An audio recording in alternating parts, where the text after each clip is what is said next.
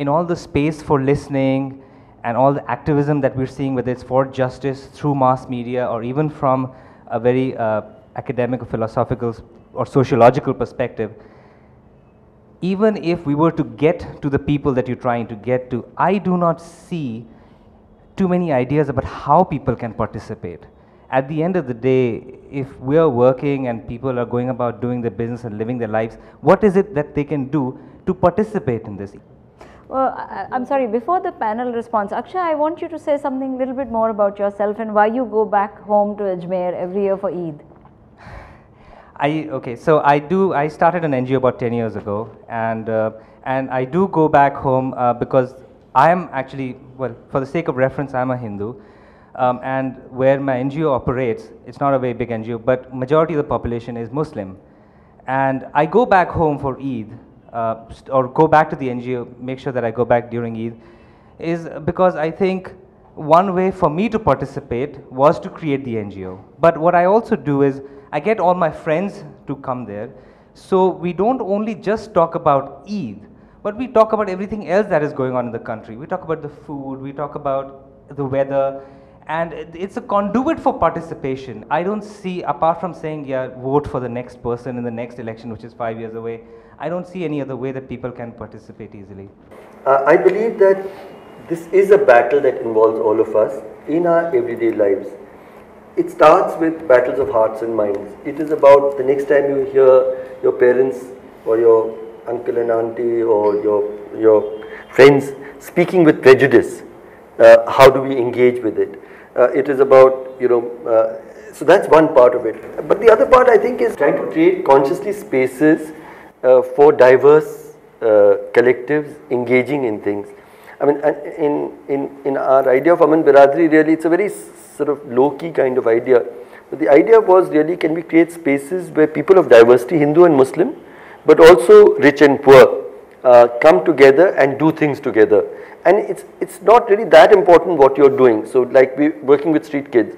So we're working with street kids, but we are very consciously have an organization which actually has half the people are Muslim, half the people are Hindu. And I think it's really changed. Half the people are actually people who are less formally educated, half the people are people with formal degrees, etc. It's created a very nice kind of environment where I think that that we're trying to confront. So these were two, they're not earth-shaking ideas, but I really would like my other two sort of panelists to come in. What can we do about it? But these were two things that I... Okay, maybe I'm an incurable teacher, and a teacher is a modest status. But I have a lot of RSS students in my class who come from families of RSS cadres. And I remember many of them said, oh, you never let us study the RSS in your class. We set up a project. I said, you go and talk about all the RSS narratives you want. But it raises a very funny reaction. They'll all say, oh, you're not like the other secularists. So it's not so easy again. But I think this idea of conversation, this idea of adda, gossip, even the fact that there are these kind of things, in a way slowly creates a multiplier effect. It seeds doubt. It creates suspicion about the other idea. When I have engaged with colleges and schools which are less privileged or are in smaller towns or even in a big city but not the most happening college, I see more idealism. I feel that they want to participate much more. When you go to a slightly elitist college, there is in fact more cynicism. There is like, okay, so what is the new thing that you're going to tell us that we already don't know? There is less desire to do anything. And there is less effort. So they would say, yeah, we want to do things, so tell us where do we begin? Because those who really want to do things, I mean, I didn't know that your organization existed. I'm new to Bombay, I didn't know you had a think tank. So I think there are many of us, we are small drops, but if we connected them, we would probably become big drops. I mean, if you see Spick-McKay model, it is for sort of music and dance, eminent musicians and dancers. I'm sure all of you know of it, which Kiran Seth and various other people started. And they used to come to colleges, young people who are not used to listening to a Kumar Gandharv or a Mallikarjun Mansur or a Kishori Amonkar. They did hear them. They were exposed to something new. Maybe in the beginning they laughed or they thought this was strange, but gradually they did. And everybody in Spick-McKay is a volunteer. And I think that's something we are not exploiting enough is volunteerism. And really, I mean, if Smick McKay can do something about music and dance, why can't we do for peace and justice? If you see the 26 January 2001 earthquake, and we've been doing the reconstruction for 5 years since, which was even post the Godhra and the riots which followed. And actually, despite all of that happening, you know, this whole process of the people who were affected by the earthquake, and you know, they're getting back their homes and they're still working as communities, that was primarily not seeing much of an effect from these riots. So that's when you begin to think that, is it that natural disasters bring out the best in people? In a natural disaster, I think what is intuitive in us comes out. And in civilian times, non-disaster times, I think what is learnt comes out, you know, the worst of us also possibly comes out. I had seen in the earthquake, every NGO in the country more or less was there. And when we wanted humanitarian work after the carnage, there was hardly one or two that you could find. So I think there's a much more complex set of things that play when a natural disaster or a human-made disaster. You see, this discourse, as perhaps is natural, has been mainly about Gujarat. But India is not Gujarat. Bengal is relatively more free of both communalism and casteism. The Ramakrishna Vivekananda movement in Bengal has played a very great role. Very secular kind of talk is given at discourses at the Ramakrishna Mission Institute of Culture in Calcutta, where to packed houses people listen to the fact that all religions are one, which was the message of Vivekananda Ramakrishna. I think that the implicit approach of the peace movement so far has been to avoid religion. I think it's important that people should know what all religions are. But you got to understand that the greatest appropriator of Ramakrishna and Vivekananda and Gujarat is Narendra Modi. And yeah, I think one has to be careful about how the same thing is constructed in different places. The second point I want to make is that, you see, the present constitution and the system of governance that we have in the country, to some extent, is responsible for the growth of both communalism and casteism. You know, because of the electoral requirements, how caste formations are getting solidified. Mamata Banerjee, who recently came to power, yes, she's secular to the extent that being a Hindu, she's trying to get the Muslim vote, but she was bringing most rabid communal imams to her meetings.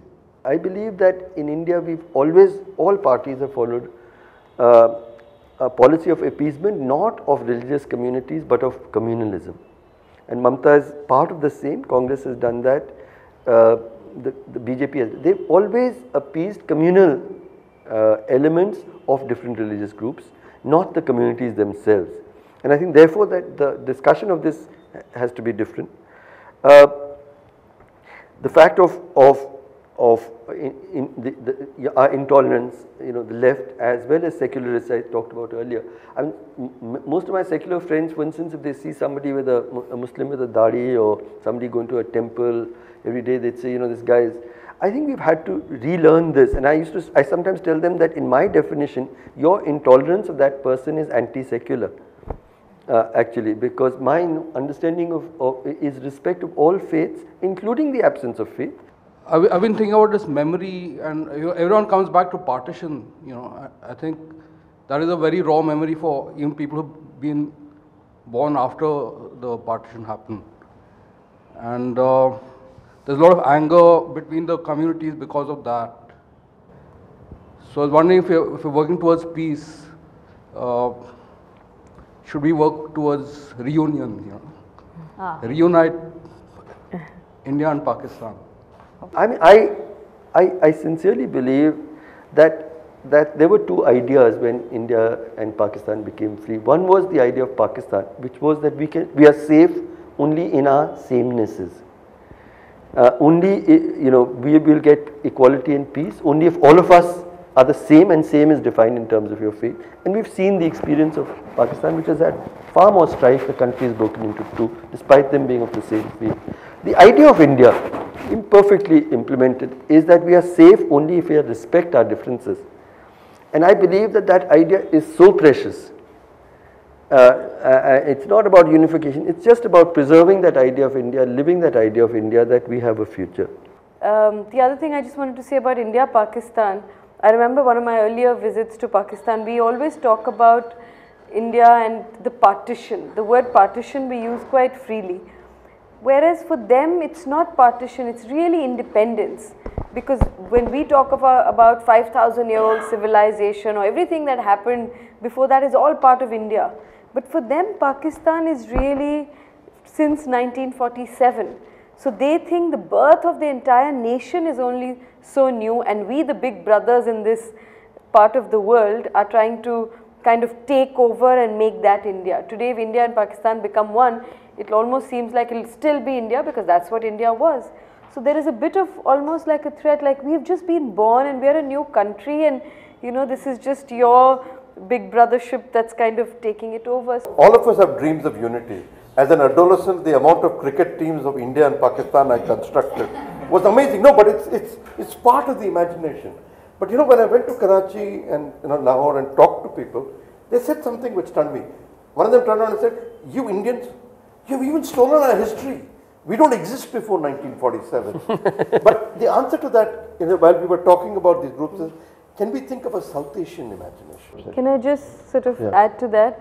Because some of us who have been part of these South Asian collectives and organizations like South Asians for Human Rights and various organizations, strangely one has found that the Indian team actually has been the weakest and the most complacent.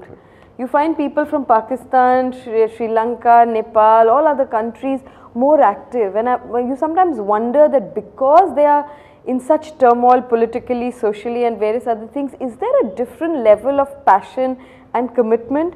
And all said and done, this kind of democracy and freedom and individualism that the country in some ways fosters, does it make us somewhere a little more complacent and a little bit of a big brother, or that we know it all and we have more important pressing issues to deal with than this whole South Asian identity?